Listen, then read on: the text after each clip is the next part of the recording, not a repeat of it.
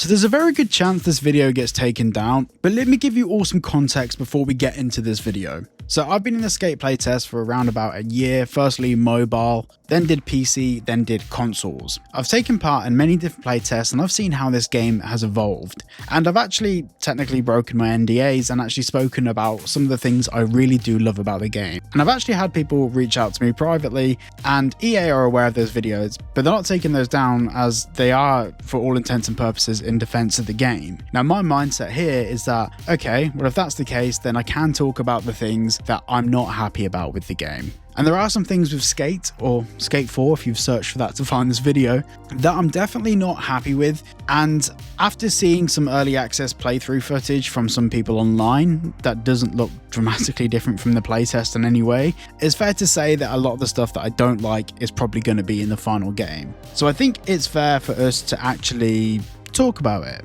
So the first thing is that dark catches and dark slides won't be in the game. Now this was a big feature from previous Skate games, and this is where you can actually catch the board upside down and grind on rails with the board upside down. This is not in the new Skate game. Now to this day, even after a year of getting used to playing the current iteration of Skate, I still tap R1 to catch the board upside down, but it doesn't happen. I can't break that habit because it's so intuitive. And yes, you can't dark slide or dark grind at all in the game. How they've managed to miss this out is genuinely beyond me. The next thing is death races. So this is actually one where I'm a bit on the fence about it. A lot of people are very upset that death races aren't going to be in Skate. Well, they are saying that based on the fact that they haven't seen any footage of it. Now, of course, the map that everyone's seen so far from trailers and from promotional material and the early access stuff shows a map that's a city. Well, they're actually building other maps at the moment, and if you've been part of the playtest, you may have seen something off in the distance. I'm not going to go too much into that, but essentially there's a mountainside, and what a mountainside's good for? Death races. I think that's something they'll bring back for those particular locations because you wouldn't want to do it in the city anyway. In fact, no one does it in the cities anyway. Now the next big criticism I have, and this is something that during the playtesting period and on all the forums for playtesters, I probably spammed this post about 20 times, and to be honest, they got really good engagement in the playtesting community. Nighttime. It would be amazing to have a nighttime mode in the game, to be able to skate like all of these spots at night with like some cool lighting setups to capture some sick footage. Obviously there's a cartoonistic style to the game and we will talk about that, but being able to actually have some night spots where we can skate would be absolutely awesome. Now every single time I have posted that, the various moderators have commented that they're really good points to make. The first time I mentioned that was about 8 months ago, 9 months ago, and since then, and probably before then, loads of people have mentioned it, but we've not seen it. I feel like in 2025 in a skateboarding game, being able to skate some spots at night, probably a good thing to have in the game, isn't it? Now talking about nighttime, we need to talk about lighting. Now obviously this game isn't going to be stressing out your GPU, but this is the whole point. What they've done is they've made a mobile game that works on consoles and PCs. They haven't made a console game or a PC game that works on mobiles. It's kind of been engineered from the lowest common denominator. Make this game work on the most simplistic device and then it will look good on all the devices. Now, in fairness to EA and the Full Circle team, they haven't compromised the physics or the actual quality of gameplay. For them, that's obviously being a skateboarding game with the physics being the core thing around the game. That's the thing that they focused on. That's what the focus was. That's what they wanted to get 100% correct. And in my personal opinion, as I expressed in previous videos, they've absolutely nailed that. The skateboarding feels compelling, it's addictive, it's fun. I think it's a brilliant game overall. But there is no getting away from the fact that it looks like you're playing Fortnite. I think that's actually a bit of a stretch. It's not quite as like aesthetically similar to Fortnite. It's closer to real life than it is to Fortnite, but it's still to Fortnite, if that makes sense. Like, I've been playing my playtest on a PlayStation 5 Pro recently. Now that is a console that, let's be honest, it's pretty damn capable, and my cooling fans have constantly been off on the console. It literally runs it like a mobile game, and it's a playtest. It's not even fully optimized, and it's no stress for the PS5 Pro. I spent a lot of money on that console. I'd like to use all of it. There should definitely be like a global illumination setting. There should definitely be different graphic settings for consoles and PCs, because I don't want to be playing a mobile game on my console. Now, another thing that they've totally missed the mark on is the soundtrack. And I know I've mentioned this in pretty much every single skate video I've done so far, but music is just important to skateboarding as skateboarding is to skateboarding. And I don't care what anyone says. Obviously, when it comes to actually going skateboarding, skateboarding is important. But when it comes to the culture, the music sets the tone for the fashion, the feeling, the mood, the vibe, and everything while skateboarding. The soundtrack for this latest skate game has a couple of good songs in it. The rest of them are from artists that maybe they're obviously EA could be trying to support small artists, but they're people that no one's ever heard of. And I understand giving them a platform, but none of them are songs that, but 90% of the songs in there aren't songs that people are going to get into. It's really kind of kid-friendly music. It's so bad. Oh, and some of the big artists that they do have in there, it's like that artist's lowest stream song that the artist kind of just thought, oh, well, it's not making any money on Spotify, so we'll just license that one out. And yes, none of the songs have any swearing. Like when I think of skateboarding music, I think of things like Rise Against, Deftones, CKY. And in fact, this whole playlist here, this is just the skateboarding mix on Spotify. This is what people are listening to when they're going skateboarding. They're going out there searching for skateboarding mix and listening to this.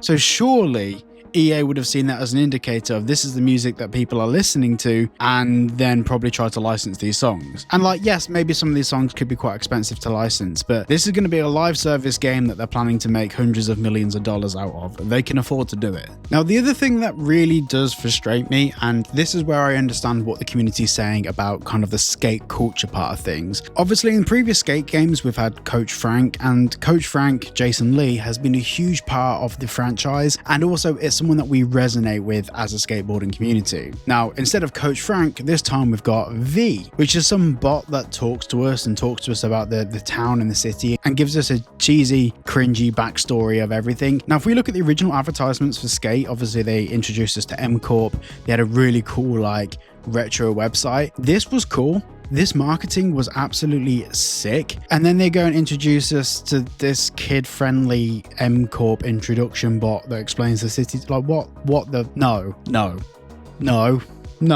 just no.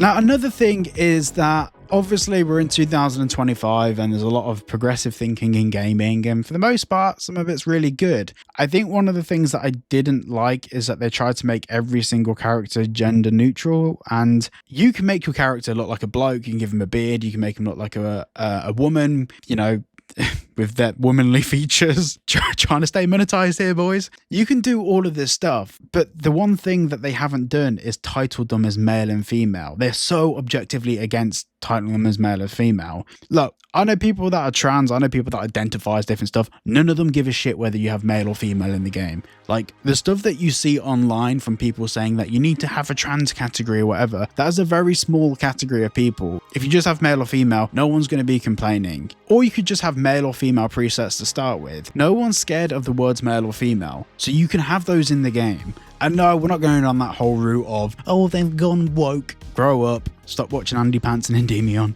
I just think that it's a bit soft on behalf of EA, which, you know, they've intentionally excluded something from the game out of fear. And, like, I mean, don't put Osama bin Laden in the game. I'd get that. We're talking about having male and female characters in the game. It's a bit silly to avoid putting that in the game. Now, the next thing is that the multipliers in the game, like, you'll see this in any of the footage uploaded by anyone that's played the game as well. The multipliers are a bit stupid. Now, I put some suggestions in the playtest forums. I thought they're pretty good, apparently not. That, for example, say if you're doing something over a bank and you do like a tray flip over a bank and you do it really slow, I feel like you should get points for like having a really steezy tray flip. Like, they could do the speed of rotation. If the slower it is, the more steez points you get, or something like that. They could tie in a multiplier that way. The multiplier in the game is purely based on a time factor. So you get points for tricks, and the multiplier is literally on a timer that goes up for how long you're within that sequence. It's very similar to what they had in Skate 3, but to be honest, it's one of the most boring things in Skate 3. Also, because you can only earn money in the game by completing missions, that points counter, it means nothing. Nothing at all. The points counter when you're going around the map, yes, you can do some like throwdowns and stuff, and we'll talk about that in a separate video, but the points counter means nothing. Like, yes, it means something in the missions, but outside the missions, why are you telling me that I got 4,000 points for manualing really far when I don't get anything out of that. I don't benefit from that. There's nothing you get from that. It's just a menial thing that's on the screen. So yeah, that's my rant about the latest iteration of Skate. There are a few little other things, but some of them are so specific that I do feel no one's covered them online yet, like in terms of no one's shown footage of it online yet. So I would actually be spoiling some stuff in the game. I don't want to do that. I just want to wrap up this video with my conclusion. I still find this game extremely fun. When it comes out, I'll be playing it just as much as I've been playing it in this playtest. And I've been playing it for like 2 or 3 hours every day or two. Like, I've been playing it a decent amount. It is a brilliant game, but there's stuff that they definitely need to add and address, like all the things that we've just spoke about that should have been in the game from the beginning of development. Things like the lighting, like if you go through a tunnel and there's no artificial lighting in there, in fact artificial lighting in the game's actually completely pointless. It doesn't do anything, it's just a white texture. But you go through tunnels and the game goes completely black and dark. They haven't quite figured out a lot of things around the game, and with the game being so close to release, there is no time for them to add all of the stuff in. Maybe things like dark slides, but that's a whole different like mechanism that they have to add in for catching tricks upside down and how that interacts with the board, because the board has its own physics. The board interacts with rails in its own way. So these are really important things that I hope they do include in the future, because I want this game to be successful, because it's genuinely really fun. Like, all the boys I know that have been playing it, we're all having an absolute whale of a time. We jump on Discord calls and we play Skate for like 4 hours in a call, and we have really good fun doing it. It's genuinely going to be one of those games that does really well, and I think they'll make a load of money through microtransactions and everything. They just need to kind of dial it back towards the stuff that we know and love about the franchise, and also evolve the game a little bit past Skate 3. All we wanted was Skate 3 Plus. I think what they've done is gone a little bit too far, and obviously for them they're reimagining the whole Skate series, but that's not really what any of us asked for. We just wanted a modern day Skate 3 on current, I mean let's be honest, if they put Skate 3 on current gen consoles, I'd play it. So yeah, I don't know, that's my thoughts. Thank you for watching, and I'll see you all in the next one. Hey.